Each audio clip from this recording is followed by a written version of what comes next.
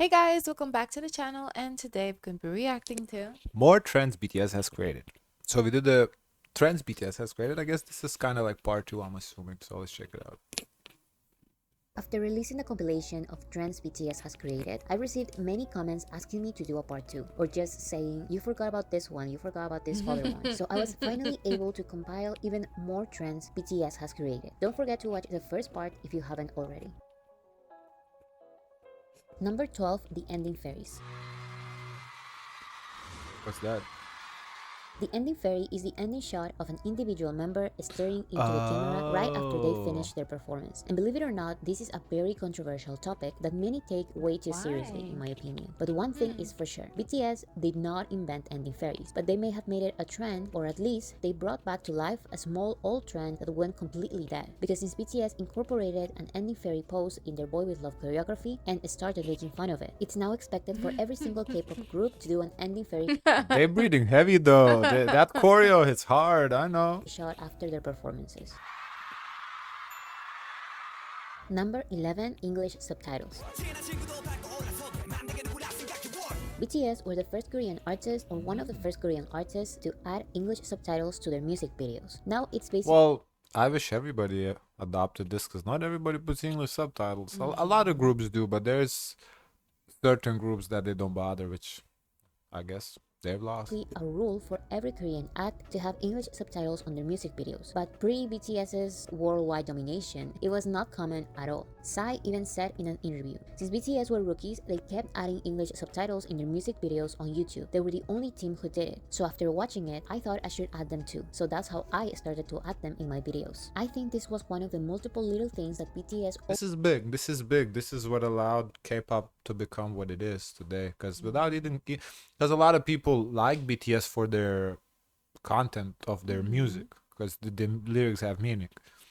So without that, nobody really understand the meaning. They can have the meaning, but if you don't understand what the fuck Yeah. it says, the meaning is useless. So, uh, this one is a big one. always did to connect with fans in a non-traditional way at the time, which was through social media. So the more BTS started growing internationally, the more groups were coming up with English subtitles in their music videos. However, BTS's Bangtan Bombs and Bangtan episodes did not have English subtitles for years. This helped create the strong connection that Korean armies have with international armies, since multilingual armies were translating this kind of content for free. But of course, once BTS Oh, became too wow. big, Big Hit listened to armies' requests and finally added English subtitles to their other content as well as their music videos. Number 10, YouTube premieres. BTS also beat another one of their records with the biggest YouTube music video premiere after Butter racked up more than 3.9 million peak concurrent viewers. In 2018, YouTube created the premiere feature that lets videos be broadcasted like a live stream. But it was only after BTS started using the premiere option to drop their music videos when other K-pop groups stopped uploading their videos on the scheduled time and started using this feature.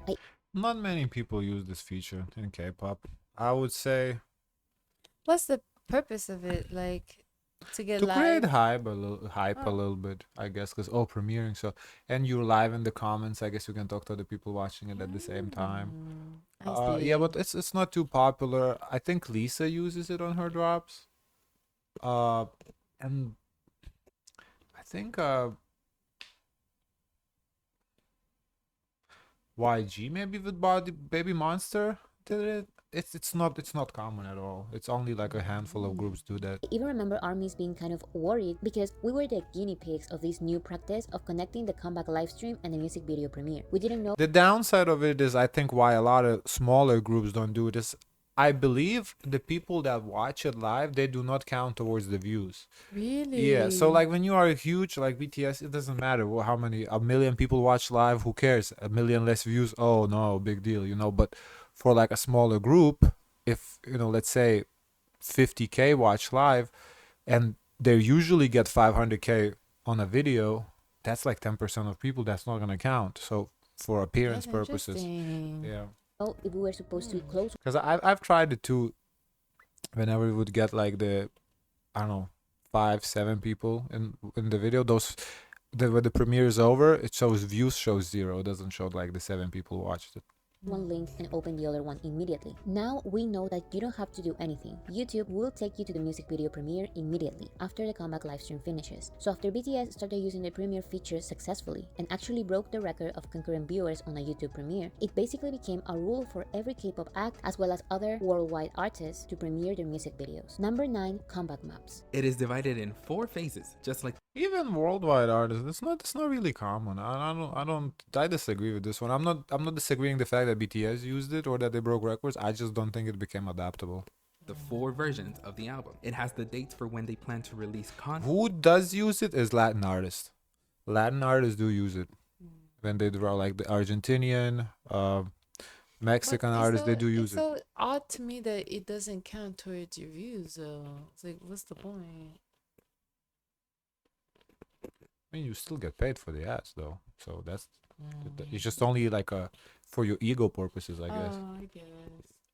Leading up to the album and MV release. Map of the Soul 7 truly changed the game. As part of the announcement of the multiple projects planned for Map of the Soul 7, BTS released a comeback map with the dates and times of each activity. And even though this is not something BTS has created, since they started releasing comeback maps, it became an extremely common practice for K-pop acts to release their own. Even Benny Blanco made sure to release his own comeback map for Bad Decisions, his collaboration with BTS and Snoop Dogg. Number 8, promoting in the US. Making their US TV debut. Make some noise for BTS. Yeah, the promoting in the States, not many groups do it even to this day.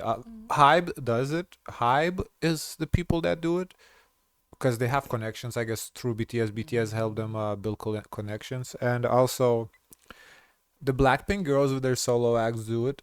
Will they do it as a group? I don't know. We weren't here to see it. But as a solo acts, they are doing good promotions in the US. Stray Kids, they tried, but kind of flopped. The JYP didn't do a good job. It really, to me, just feels like Hybe is the only one that has connections in the States to do a good promo like that. BTS had their official debut in America with DNA. There were only a couple of K-pop groups that tried to target the American music industry. However, once they failed, no other group followed. On the other hand, when BTS started to regularly promote in the US, every old and new K-pop group started promoting in the US. Just like BTS, they started performing or having interviews with radios, magazines, and if they were lucky, late night shows and award shows. This is why number Wow, 7 look at is their American outfits. award shows. If they are lucky, and nobody's really that lucky. American Music Award goes to Liza Koshy.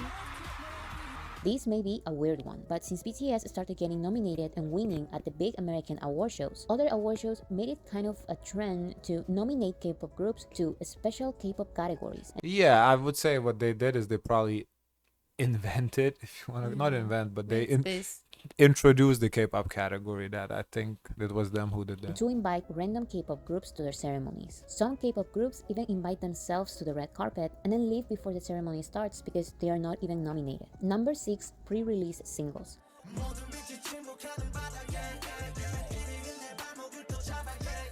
BTS and basically every other Korean artist has always released a single or title track with a music video along with an album or mini album. This was the regular way of promoting a song, and sometimes BTS will release an album with a title track, which obviously has a music video, and also release another music video for another song of the album. However, in January of 2020, BTS changed the rule and dropped Black Swan, a pre-release single that helped build anticipation for the main single On, as well as the album Map of the Soul 7. The Black Swan music video was dropped unexpectedly, and it helped Map of the Soul 7 become the most popular album of the year. Since then, it's a very common practice for K-pop acts to drop a pre-release single in anticipation of their main single. Number 5, album chapters and trilogies. We talked about schools with 3 albums, and then we talked about youth with 3 albums. You've probably noticed that BTS loves album chapters and trilogies. They have The Most Beautiful Moment in Life Part 1, The Most Beautiful Moment in Life Part 2, and The Most Beautiful Moment in Life Young Forever. They have Love Yourself Her, Love Yourself Tear, and Love Yourself Answer. They have Map of the Soul Persona and Map of the Soul 7. And even their first 3 EPs are part of a trilogy. But it was this format, the one that became a very popular trend in K-pop, especially after the massive success of the Love Yourself trilogy. Number 4, Yeah, but I feel like that one didn't really stick. I've seen groups try to do it, but I guess it's maybe the part of the lore, you kind of have to. I've seen it. I think and Mix just did it last year in 2024. They had the FE 304, and there was two different albums. Yes. TXT did it also, but TXT is part of Hype. Honestly, I just feel like they're doing whatever BTS did, so that I don't know if that counts. Aside from that, I don't recall anybody doing it like that. Or aiming for Billboard and Grammys. The biggest achievement an artist can receive in the Korean music industry is a What is it? Aiming for Billboard or Grammys? But that's not even fair. That's not a trend. Ain't nobody can achieve a Grammy aside from BTS. also known as Grand How Prize. is that This has even been the a award goal? every Korean Aim. artist aimed for. However, after BTS started appearing on the Billboard charts and getting multiple Billboard Music Awards and American Music Awards, K-pop acts suddenly stopped seeing Daesung's as the biggest award they can get and started wishing for Billboard instead. Getting on the Billboard charts. Yeah. BBMAs. Yeah, BBMAs. 거기 너무 가고 싶어. Well, they did. So I guess their dream came true. They did this year. Wow.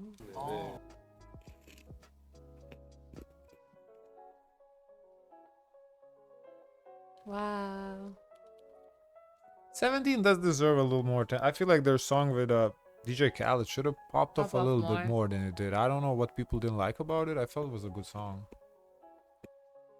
I really felt like it should have been trending on Billboards, but and they had Like DJ I said Khaled in my on it last too. video, Korean artists now drop music on Fridays, prioritizing the Billboard charts and risking music show wins and consequently not even trying for Korean awards. Also, since BTS started attending and being nominated to the Grammys, K-pop acts are now saying that what they're aiming for is the Grammys, even when they have just debuted. They are also submitting their songs and albums to be considered for Grammy nominations, even when they I mean, why not? What do you have to lose? I mean, best new artist. Yeah, but submit it. Grammy. Why not? struggle to chart locally and don't have other major awards in America or Korea. Number 3, love yourself as a concept.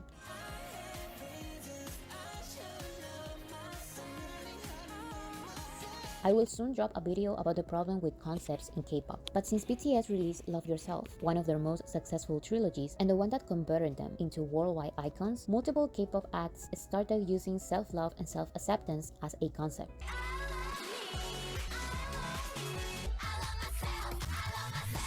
Yeah, we just Kiki. We just reacted yesterday. Their new song, "I Do Me." So it's kind of similar idea.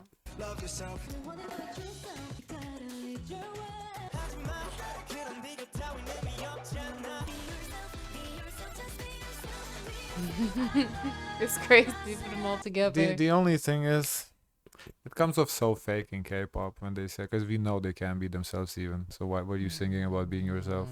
BTS seemingly is the only K-pop group that can be themselves. Aside from that, no, I mean, because they kind of do what they want. What hype gonna tell them? Oh, you can't do that. Please. Other groups, they can't really be themselves. It just comes up as fake.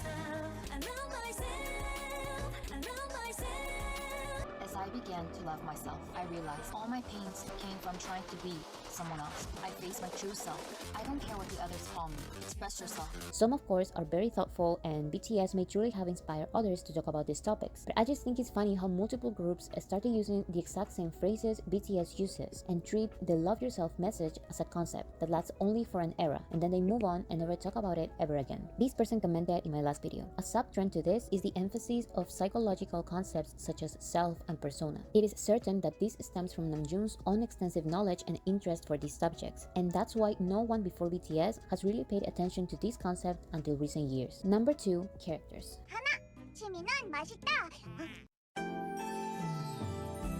Yeah, we noticed characters as a big trend. Yeah. Hello. What's difficult is when they use the same characters in For other different groups. yeah. But I mean, they have to because there's only so many characters.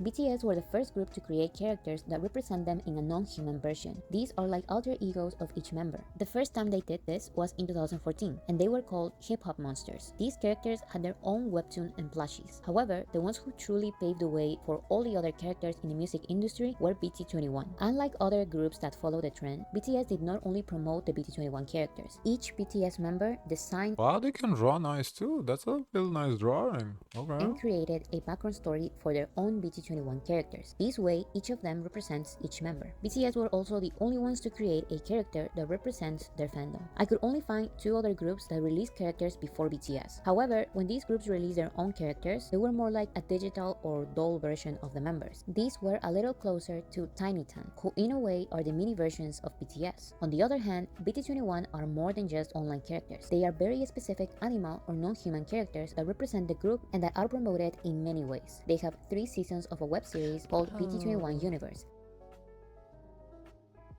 They have a variety of different collections of plushies, keychains, stickers, clothes, backpacks, and many other accessories. These characters have become such a big thing that there are even non-armies buying their merchandise. And of course, since the BT21 characters got such massive success, multiple other groups also released their own animal characters with different types of merchandise. Number 1, the Bangtan Universe. In my day, there was a band called The Who, and The Who took a concept and they created a whole album, double album, of songs that told a very specific story. And it strikes me that you guys are doing exactly the same thing in your own way. Before someone says that this group did it first, I want to remind you the title of the video. The trend of creating a fictional storyline that connects music videos, short films, books, and or webtoons was created by BTS. Before them, there were a couple of groups who connected their music videos with a fictional storyline, but it was the Bangtan Universe, or BU, the one which got many people interested in the group and the one which inspired many other groups to create their own alternative Oh, universe. so I guess this is the one where, you know, like storyline, like every group has like some sort of what's the word I'm looking for? Fiction? Yeah, but there's a Fan word. fiction? Never mind. The first alternative universe BTS created Lore. Lore. Yeah, every group has a lore. Yeah, so I guess BTS started it. it was the Bangtan Universe, which was based on the Save Me webtoon, and it has a very interesting, complicated storyline. This project and their overall message were some of the main reasons why BTS were invited to talk in the Grammy Museum for the first time. And most recently, BTS released another fictional storyline called Seven Fates Chakko, which you can read on webtoon or Wattpad. Thanks to the popularity of the BU, K-pop acts are now trying a little harder in the creation of meaningful music videos, and fans are coming up with theories and explanations, just like ARMY started doing.